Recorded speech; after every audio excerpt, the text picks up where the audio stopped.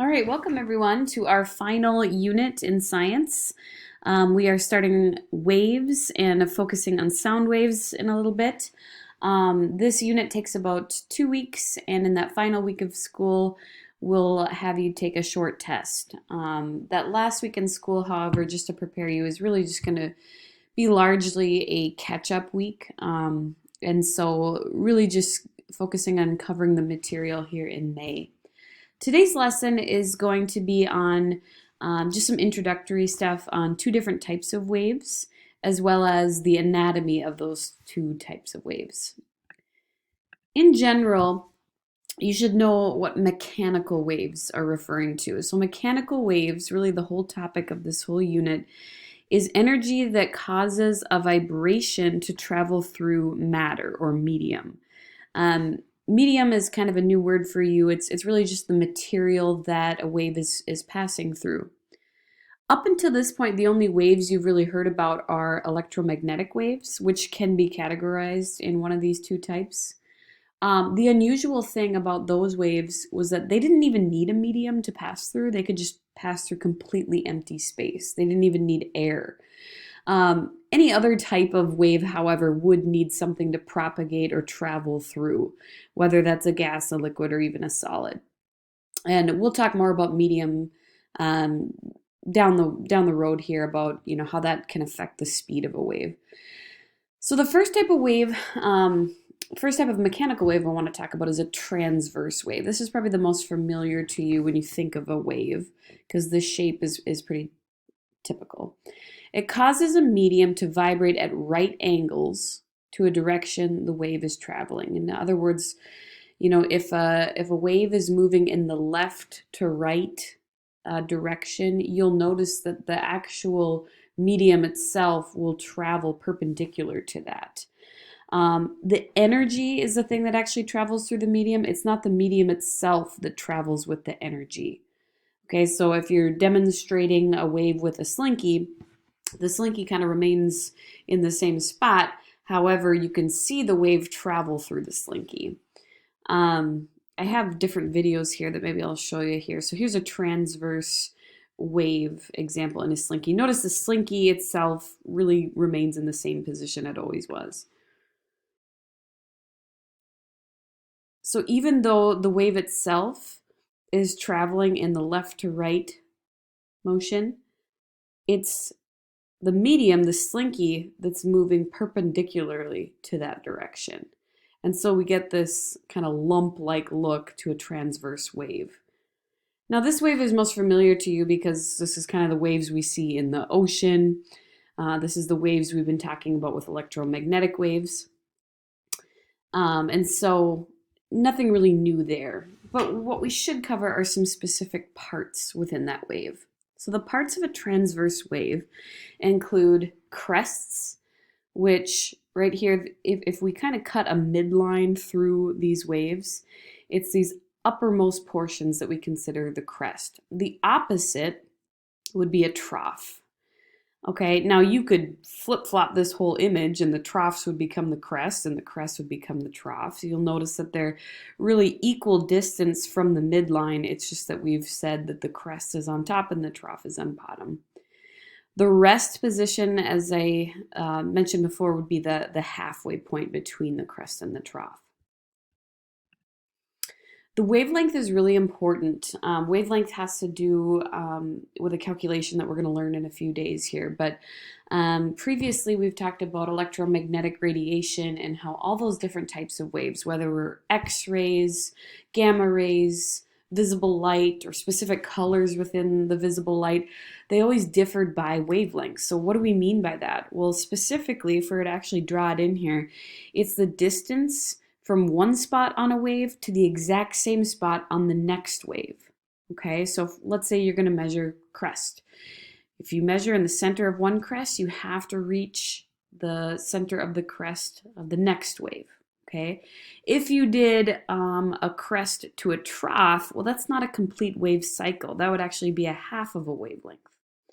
You could also measure wavelength, at any particular spot. Let's say you measured here on the midline. You'd have to make sure that you measure to the same location on the adjacent wave on the midline to follow. Again, whether you choose crests or troughs doesn't really matter. So notice here, if we measure from this trough, we have to measure to the center of the very next trough in line. So this would represent the wavelength, and it is an actual length which we would measure in terms of meters. And sometimes these could be really large numbers or very, very small numbers. The amplitude is the distance from a crest or a trough to the rest position. So in other words, how much of a disturbance are we seeing? That's actually going to be directly related to how loud something is in terms of sound waves. Sound waves, however, are going to have a totally different look and are going to have to do with our next type of wave, which are called longitudinal waves. But before we get there, make sure you jot down in your notes that this right here would represent amplitude. You could also measure it right here where my cursor is highlighting on the trough. Another term I want to throw at you here is the frequency. Frequency is defined as the number of crests passing a place each second. So it's really specific to 1 second passes, how many wave cycles actually go through. And notice here, this is an image of a high frequency wave where we see lots of crests and troughs just in 1 second. Here, on the other hand, just a couple. Frequency does not mean speed. There's an important distinction that we'll learn another day here. But this kind of comparison, you could kind of think of this as maybe like a UV ray compared to a radio wave. Radio waves are really long wavelengths, whereas, a small like UV or gamma or any of those small ones have really, really short wavelengths. So that's high frequency versus low frequency. More on frequency to come. Well, let's get to that second type of wave, the longitudinal wave. It says it causes a medium to vibrate parallel to the direction a wave is traveling. So just to kind of show you again with a slinky example, they create kind of a little pulse. And you notice you don't see that, lumpy appearance with crests and troughs, but rather we just see this one little pulse disruption that travels through the wave, and it travels in the same direction that the wave is going. In other words, the motion of the slinky material is left and right, and the wave travels left and right, hence the name longitudinal wave. Just to kind of compare the two, transverse versus longitudinal. You see the wave pulse, it's where they're kind of crunched together, but it's certainly not as obvious as in the transverse wave. Okay, so what are some parts to the longitudinal wave? We actually have some new terms here. So the area where that little crunched pulse actually happens is called a compression. And actually another name for a longitudinal wave is a compression wave. So compression is the area where the particles are closer together, and rarefaction refers to the other areas that are more spread out. The wavelength is measured a little differently.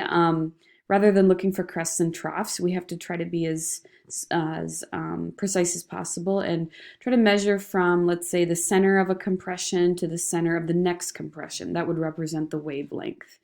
You could do it multiple different ways. So you could, measure from the center of a rarefaction and go to the next rarefaction. But ultimately, this is probably the simplest way to do it. Wavelength, remember, is going to be measured in meters.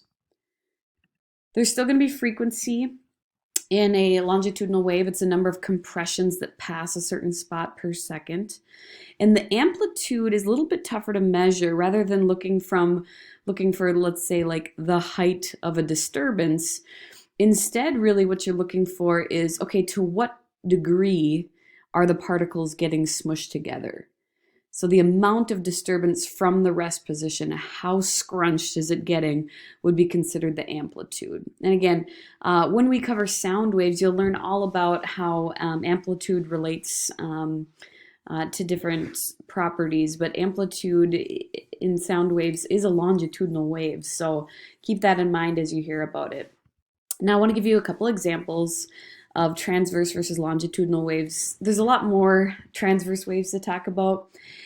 Any of the waves we've covered in the past in our, I think it was our solar system unit where we learned the whole spectrum from radio waves all the way up to gamma, those are transverse waves, including visible light. If you do the wave at a sporting event, someday we'll be able to go back to sporting events.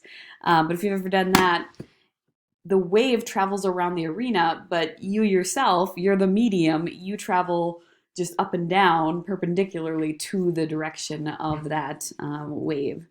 Heat waves, if you ever pluck a string on a guitar, that's going to be an example of a transverse wave. It'll have crests and troughs as a result.